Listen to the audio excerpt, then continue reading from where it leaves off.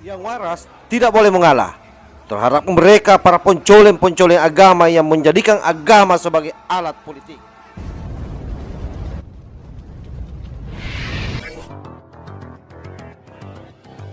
Nama saya Ahmad Sibro Malisi dari Karetengsin, Jakarta Pusat, Tanah Abang. Yang saya ingin bertanya gitu, sekaligus meminta ilmu ininya jalan keluarnya gitu. Sebab terdapat menurut saya problem kecil ini bisa menjadi besar di daerah khususnya di daerah gang lingkungan saya gitu. Beberapa sebelum datangnya panas-panasnya politik ini, itu kan ketika menyanyikan lagu Indonesia Raya maupun Hubul Waton itu di dalam musola masjid itu dianggap ya seperti biasalah, seperti nasionalis ini. Kemudian setelah adanya pasca itu, orang-orang ini agak sedikit terdoktrin bahwasanya menyanyikan lagu Indonesia Raya ini dalam Islam ini, kalau di dalam rumah ibadah ini khususnya masjid itu nggak boleh, kata gitu. Sebab ini katanya bukan tempatnya gitu. Yang saya takutkan adalah ketika narasi-narasi ini makin tersebar dari musola yang ini, kemudian ke musola yang satu, ke musola yang selanjutnya. Tetapi alhamdulillahnya itu ada terdapat yayasan gitu, yayasan namanya Berbaur kalau nggak salah. Itu bagian dari yang punya itu dari orang Pekalongan, orang Nahdlatul Ulama itu sendiri ya. Jadi saya meminta ilmu jalan keluarnya itu sehingga narasi-narasi ini tidak menjadi lama-lama orang nggak nyanyiin Indonesia Raya gitu di mana-mana. Jadinya takutnya berawal dari musola, masjid, lama-lama ke sekolah-sekolah lah, ke aula-aula, nanti dianggap nggak boleh nih di aula nih, nggak tepat waktunya buat nyanyiin Indonesia Raya. Terima kasih. Ya, Assalamualaikum, Cak Isla Bahrawi. Selamat sore Gus. Jadi saya ingin tanya tuh, saya Omar dari Jakarta. Saya ingin tanya, mengapa kalau kelompok-kelompok yang ideologinya ekstremis itu cenderung rasis dan diskriminatif terhadap contohnya wanita, dan juga sekarang kan banyak yang anti terhadap kelompok mungkin yang Tionghoa karena mungkin PKI dan lain-lain. Kenapa mereka cenderung diskriminatif terhadap ras atau kelompok tertentu? Apakah itu karena ini tidak tahu atau mungkin karena sengaja mungkin begitu? Ya, itu aja, terima kasih. Terima kasih. Ini sebenarnya jawabannya jadi satu sih nanti. Jawabannya jadi satu karena begini.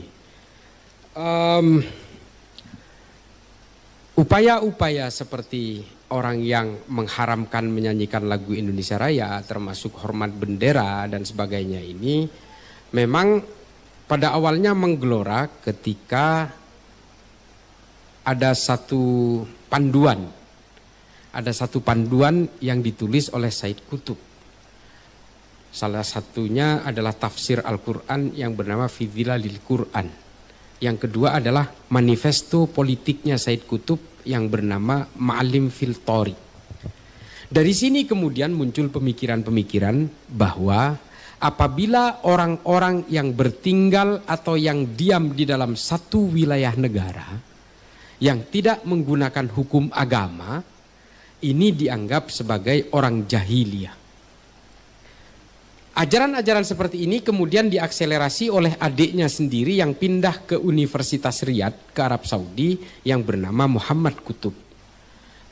Muhammad Qutb menulis sebuah buku, sebuah kitab yang berjudul Jahiliyatul Qarnil Isrin, Jahiliyah abad ke-20. Salah satu murid dari Muhammad Qutb ini namanya Osamah bin Laden, yang kelak akan mendirikan Al-Qaeda. Nah, pemikiran-pemikiran seperti ini yang kemudian membangun ajaran-ajaran kepada manusia untuk melawan negaranya sendiri. Jika negaranya itu menggunakan undang-undang buatan manusia. Orang-orang yang tinggal di suatu negara yang menggunakan undang-undang buatan manusia, ini dianggap sebagai orang-orang jahiliyah, sama persis dengan orang-orang jahiliyah pada zaman Nabi sebelum Nabi turun di Mekah, yang harus diperangi, yang bahkan halal darahnya, bahkan seluruh harta yang dimiliki dianggap sebagai ghanimah, harta-harta rampasan perang yang halal untuk dirampas. Oleh karena itu banyak gerakan-gerakan dari jaringan teroris ini banyak yang melakukan perampokan-perampokan. Dan bahkan mereka dengan gampangnya membunuh saudara-saudaranya yang seiman sekalipun. Bom-bom yang diledakkan di berbagai tempat seperti di JW Marriott, di Ritz-Carlton, di Bali dan sebagainya itu adalah mereka tidak peduli korbannya. Karena mereka menganggap semua orang yang ada di negara ini adalah orang-orang jahiliyah, apapun agamanya. Mau orang bule kek, mau orang Australia, ataupun yang jadi korban itu seorang cleaning service yang juga Islam yang rajin sholat, mereka nggak peduli.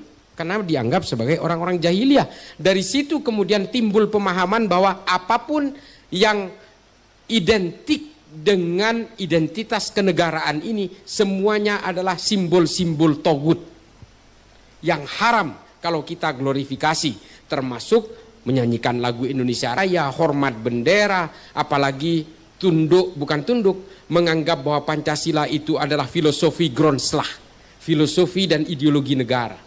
Mereka mengharamkan itu. Orang-orang Salafi Wahabi jangan salah, mereka cuma nggak berani aja ngomong terang-terangan. Kalau ditanyakan secara gamblang, head to head dengan mereka, menurut mereka Pancasila ini apa? Mereka pasti mengharamkan. Saya jamin itu, nggak usah bertakiah. Mereka memang galak sekali mengatakan cinta NKRI, karena memang NKRI ini adalah Negara Kesatuan Republik Indonesia. Mereka juga punya rasa sayang terhadap negara. Sama seperti gerakan-gerakan nasionalis yang dibangun di Arab dan juga Arab Saudi sendiri. Tapi kalau disuruh mengatakan menurut ente, menurut antum Pancasila ini apa? Sudahlah, jangan pura-pura. Dia pasti mengharamkan karena itu buatan manusia. Sama. Orang-orang ustadz-ustadz salaf yang hari ini seolah-olah sejuk kalau berceramah itu sebenarnya pintu masuk saja. Produk akhirnya adalah teroris-teroris yang ditangkap oleh Densus hari ini di penjara. Sama pemahamannya kok. Cuma memang ada 3 model mereka ini. Salafi dakwah. Ya ini orang-orang yang sering berdakwah di YouTube, di apa itu, yang seolah-olah menanamkan kesejukan segala macam, taat kepada pemimpin. Iya, mereka memang sangat menganjurkan untuk taat kepada pemimpin. Karena orang-orang Saudi juga diminta untuk taat kepada raja. Sama, mereka nggak mungkin ngomong jangan taat kepada pemimpin, bisa digorok sama orang Saudi. Bahkan mungkin pendanaannya bisa di stop. Karena mereka ini memang by order, sesuai dengan apa yang dilakukan di Saudi, mereka lakukan di sini. Mereka mengharamkan unjuk rasa, ya. Karena Saudi juga anti terhadap unjuk rasa. Kerajaan Arab Saudi itu hari ini sangat takut kepada gerakan-gerakan masyarakat. Termasuk maulidan, tahlilan, ini kan masyarakat yang berkumpul. Yang membentuk intimasi sosial dan komunitas-komunitas. Mereka haramkan juga, karena apa? Di Saudi diharamkan. Masjid itu di Saudi setelah Isya dikunci pintunya. Karena memang takut dijadikan alat untuk nongkrong-nongkrong. Gerakan-gerakan dari masjid itu paling ditakuti oleh mereka. Makanya orang-orang Wahabi di sini mengharamkan maulidan, tahlilan dan sebagainya itu. Dan mereka mengharamkan budaya-budaya lokal. Mengapa? Karena dari gerakan-gerakan budaya inilah gerakan politik itu bisa tercipta. Banyak sekali gerakan-gerakan revolusi yang diawali dari gerakan-gerakan budaya. Di seluruh dunia dilakukan oleh para budayawan, gerakan-gerakan revolusioner. Dan itu ditakuti oleh pemerintah Arab Saudi pada zamannya. Dan akhirnya apa? Budaya-budaya lokal diharamkan. Di sini yang kita tidak peduli dengan kerajaan Saudi pun, akhirnya ajaran ini dialirkan ke kita. Sehingga apa? Kita saling bermusuhan satu sama lain. Kita akhirnya saling mengkafirkan. Kita akhirnya memurtad-murtadkan. Mereka yang sudah merasa tobat akhirnya sibuk menghitung dosa-dosa kita. Ini loh yang terjadi di kita. Dan semua entitas dan simbol-simbol kenegaraan ini pada akhirnya diharamkan oleh mereka. Karena mereka memang tidak mau ada simbol lain selain dari entitas politik kerajaan. Dan ini dilakukan ke kita. Mereka menganggap orang-orang yang bertunduk kepada undang-undang buatan manusia ini adalah benda-benda haram yang menunjukkan kejahiliahan kita. Makanya di kampung saya ini, ketika mereka berhasil menguasai pondok pesantren kakek saya, mereka jahiliah-jahiliahkan orang kampung itu. Karena masih ziarah kubur, karena masih maulidan, karena masih mengadakan haul dan sebagainya. Ini yang terjadi pada akhirnya. Mereka menerapkan di tempat yang salah. Yang sebenarnya ajaran ini digunakan oleh Muhammad bin Abdul Wahab untuk kemerdekaan Saudi.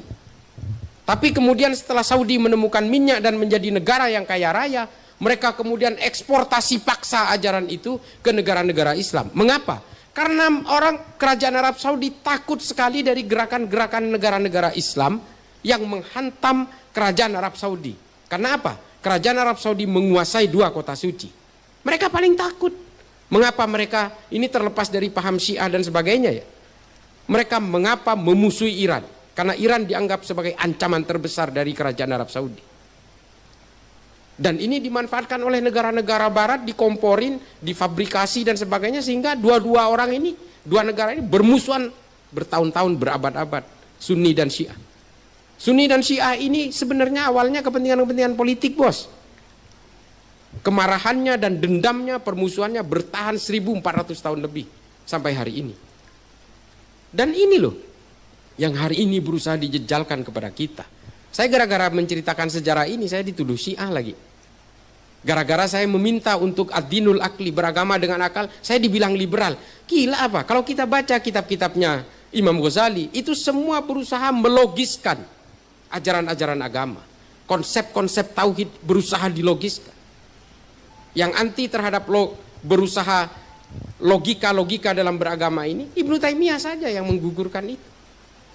Saya bukan anti Ibnu Taimiyah, ada beberapa ajaran Ibnu Taimiyah yang saya suka, termasuk upaya-upaya kritik terhadap ahlul halli wal aqdi yang dianggap terlalu mengkloning ajaran-ajaran konsilium plebis dari bangsa Romawi. Ini yang ada di kita hari ini, Adinda ya, sama saya, mertua saya orang Tanah Abang. Jadi gerakan-gerakan seperti ini memang harus dikuatkan. Karena apa? Jadikan masjid itu bukan hanya tempat sholat. Kan kita tahu, kita orang mantenan di masjid juga bisa. Kalau saya pernah di Amerika bertahun-tahun. Di Amerika itu masjid itu betul-betul menjadi tempat berkumpul dan menjadi epicentrum pencerdasan umat. Menjadi perpustakaan, di situ tempat diskusi, halakoh-halakoh, menjadi daurah dan sebagainya. Kalau kita pernah ke yang umroh atau naik haji, pasti kalau di Masjid Nabawi itu di Madinah itu kan orang-orang yang itu memang fungsi masjidnya seperti itu. Dulu Nabi juga rembukan-rembukan juga di pelataran masjid dan sebagainya. Bahkan ada satu riwayat Nabi pernah meminjamkan halaman masjid kepada orang Yahudi yang ingin menikahkan anaknya karena tidak punya lahan. Artinya masjid ini adalah tempat menjadi magnitude dan epicentrum dari pemberdayaan umat. Bukan hanya umat Islam. Jadikan masjid ini sebagai daya tarik bagi umat beragama lain. Ini yang dilakukan Nabi pada saat itu. Hal-hal seperti ini yang harus kita pupuk. Kalau kita berbicara, tadi pertanyaan kedua apa ya? Nanti saya mau sambungkan. Terkait dengan paham tadi, lebih kepada rasis. Oh ya, jadi begini Dinda, seperti yang saya ceritakan tadi bahwa kalau kita melihat dari Majmu' al-Fatawanya Ibnu Taimiyah, memang mengapa sih kok Ibnu Taimiyah ini kok sedemikian membuat tafsir agama itu kok sedemikian begitunya gitu ya.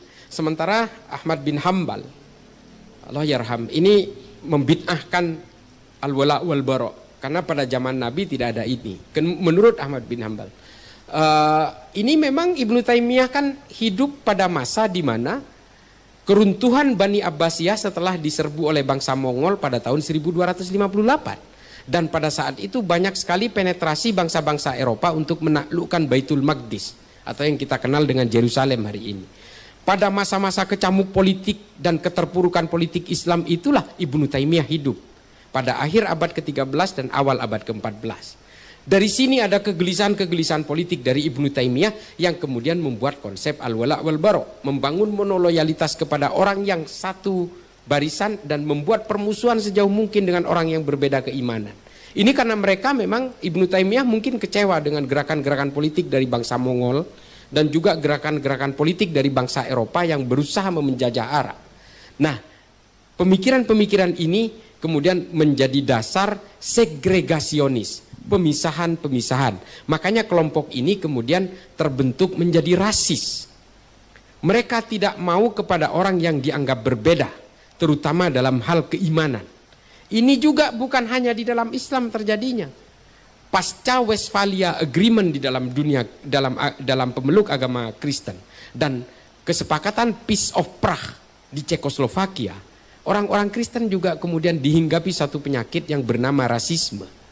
Makanya kemudian gerakan-gerakan rasisme di dalam atas nama agama Kristen itu juga muncul di Amerika yang namanya white supremacy dan Ku Klux Klan tadi. Ini sama dengan gerakan-gerakan Wahabisme hari ini yang berusaha mengkotak-kotakan manusia, yang menganggap orang yang berbeda itu harus kita musuhi dan kita harus menjaga jarak dengan mereka. Ini sama persis. Makanya cenderung perilaku mereka itu tidak pluralis, mereka cenderung rasis. Ini mohon maaf, orang-orang Arab di sini ketolong karena agamanya sama, Pak.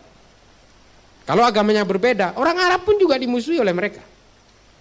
Dan orang-orang Arab yang non-Islam mengalami ini. Makanya orang-orang Arab di Libanon yang berbeda agama akhirnya berpindah ke Amerika Selatan, ke Brazil, ke Argentina, sampai ke Meksiko di utara sana. Makanya di sana masih banyak keturunan Arab. Antonio bin Slim, Ben Slim namanya. Itu bin Salim. Ada politisi di Brazil namanya Fernando Haddad. Itu Al-Haddad. Bisa jadi habaib. Tapi mereka menganut agama yang berbeda hingga akhirnya mereka terusir dan akhirnya bermigrasi ke Amerika Selatan. Banyak, ada Shakira Mubarak, Katolik itu. Penyanyi itu. Keturunan Arab itu. Dan bahkan Fernando Haddad ini Al-Haddad marganya. Bin Salim, pengusaha Meksiko, Anthony Slim namanya. Ini bin Salim. Apakah Syihab juga ada? Ada. Banyak. Tapi agamanya Katolik. Nah, kehidupan-kehidupan rasisme seperti ini akhirnya mengusir mereka dari tanah kelahirannya sendiri, sehingga akhirnya apa? Anak keturunannya memeluk agama yang lain. Nah, pemikiran-pemikiran rasisme seperti ini bukan ajaran Islam. Karena Islam ini diperuntukkan bagi siapapun, tanpa melihat etnik apapun, tanpa melihat di mana dia dilahirkan. Mau dia orang Eropa, mau dia orang Amerika, mau orang Hispanik, mau orang Afrika, silakan memeluk Islam. Tanpa melihat dasar-dasar perbedaan etnis itu. Karena memang ya itu, di dalam Islam itu adalah konsep lita'arofu. Memang dari situ ajarannya. Ajaran-ajaran pemisahan, segregasionis, ini nggak usah jauh-jauh lah. Hari ini pun banyak. Pemikiran-pemikiran takfir itu sebenarnya banyak menghinggapi kita. Makanya saya terus terang sebagai salah satu generasi Nahdien, saya masih yakin kalau NU dengan orang-orang yang punya pemikiran Nahdien ini masih bisa terjaga, masih bisa ada kelanggengan, sustainability, insya Allah kita akan terjauh dari kelompok-kelompok rasis seperti ini. Karena kalau kita ke Xinjiang, saya udah pernah ke Xinjiang, ya itu Cina-Cina itu ya beragama Islam, sama seperti kita, zikirnya sama, tata ibadahnya ya sedikit berbeda. Artinya bahwa Islam ini memang borderless, no boundaries. Orang boleh saja memeluk Islam tanpa harus melihat, siapa saya, nggak perlu begitu. Semua orang boleh memeluk Islam. Makanya jangan sibuk mengkafirkan sesama Islam. Marilah kita syiarkan, mari kita dakwakan Islam yang rahmatan lil alamin ini kepada orang-orang yang masih belum mengenal Islam, supaya mereka mendapatkan hidayah-hidayah keislaman. Itu yang tujuan kita hari ini. Salafi Wahabi hari ini lebih sibuk ngurusin selangkangan dan mengkafirkan saudara seiman. Itu yang terjadi. Ya, Dinda ya, saya kira begitu ya. Mohon maaf, ini Pak Kiai udah di sini, udah hadir. Nanti saya lama-lama, nggak dikasih barokah ini sama Kiai. Ya, terima kasih. Mudah-mudahan karena saya ada acara.